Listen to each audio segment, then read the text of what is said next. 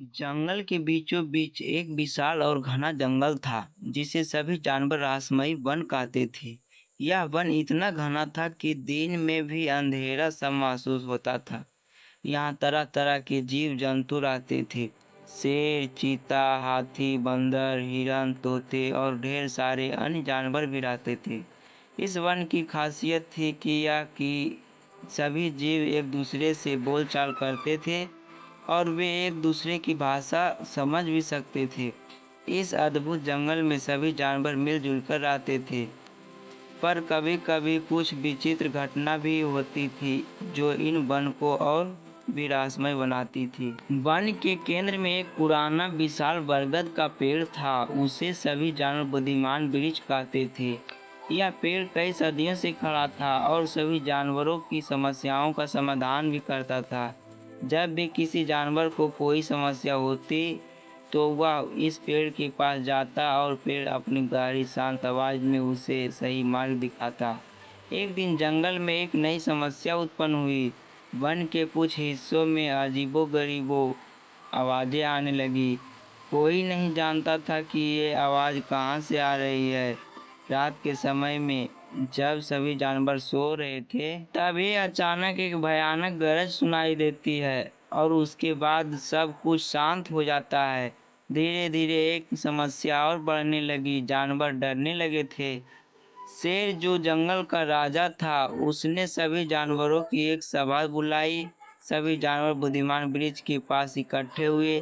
शेर ने गंभीर स्वर में कहा, हमारे जंगल में कुछ अजीब घटित हो रहा है। यह आवाजें हमारे लिए खतरनाक हो सकती है। हमें इसे जल्द से जल्द सुलझाना होगा। हाथी ने अपना विचार व्यक्त किया, यह आवाजें किसी बड़े जानवर की हो सकती है। शायद कोई बाहरी जानवर हमारे जंगल में आ गया है। हमें पता लगाना चाहिए कि यह क्या है। चीता, जो अपनी तेज गति और तीव्र बुद्धि के लिए जाना जाता था, बोला, मैं इस आवाज की दिशा में जाकर पता लगाता हूँ कि आखिर यह क्या है।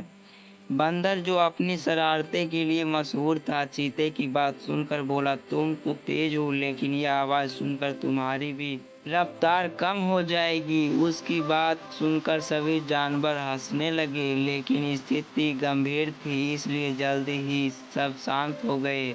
अंत में बुद्धिमान वृक्ष ने अपनी गहरी आवाज में कहा, यह रहस्य केवल बाहरी ताकत का नहीं हो सकता है। इस वन के भीतर ही कुछ छिपा हुआ है।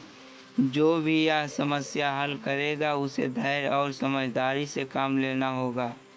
अगले दिन चीता, बंदर और तोता मिलकर उस दिशा में गए जहां से वह आवाज आ रही थी। जंगल का वह हिस्सा अब तक अनजान था और कोई जानवर वहां नहीं जाता था। तीनों धीरे धीरे आगे बढ़ते गए। जैसे ही वे वन के गहरे हिस्से में पहुंचे, उन्हें एक बड़ा पुराना गुफा दिखाई दिया।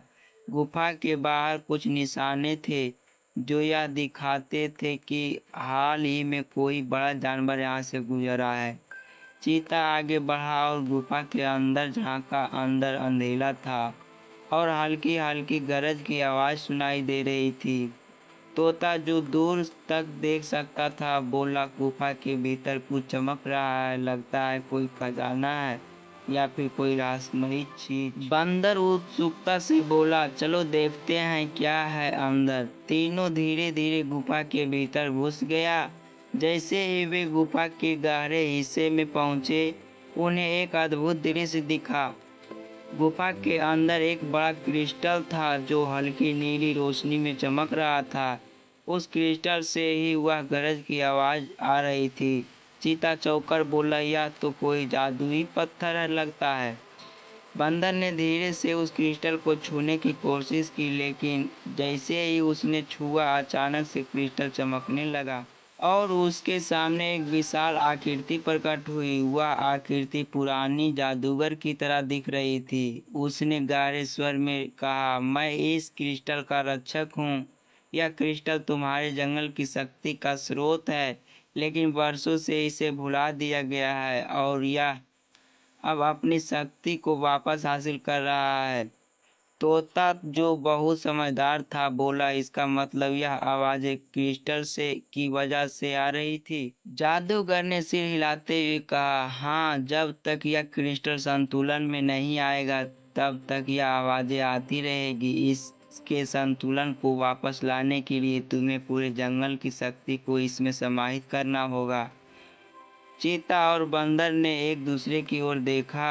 यह एक बड़ी जिम्मेदारी थी। उन्होंने तुरंत ही वापस जाकर जंगल के अन्य जानवरों को इस बारे में बताया। शेर, हाथी और सभी जानवर ने मिलकर यह निर्णय लिया कि वे जंगल की शक्ति को क्रिस्टल में वापस लाने के लिए एक विशेष अनुष्ठान करेंगे। बुद्धिमान वृक्ष ने इस अनुष्ठान का मार्गदर्शन किया। सभी जानवर एक गुफा के पास इकट्ठे हुए। उन्होंने अपने भीतर की शक्ति को जागृत किया और उसने क्रिस्टल में प्रवाहित किया। धीरे धीरे क्रिस्टल की चमक और बढ़ने लगी और अचानक एक तीव्र प्रकाश में फैल गया। इसके बाद सब कुछ शांत हो गया। अब वह भयानक आवाज़ें बंद हो गई। जंगल में फिर से शांति और समन्वय लौट गई।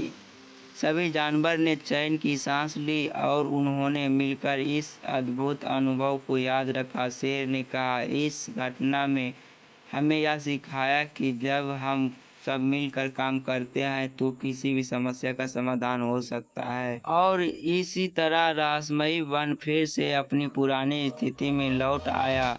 अब सभी जानवर और भी करीब आ गए थे और बुद्धिमान वृक्ष की छांव में हर दिन नए किस्से कहानियां सुनाई जाने लगी।